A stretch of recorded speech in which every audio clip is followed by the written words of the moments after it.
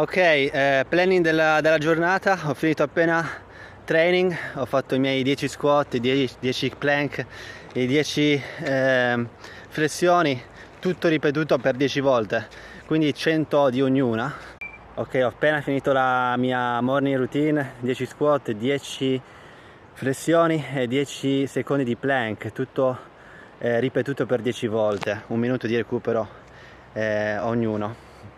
E cosa fare adesso? Si va a registrare qualcosa di importante, vado a registrare qualcosa riguardo alla vitamina D.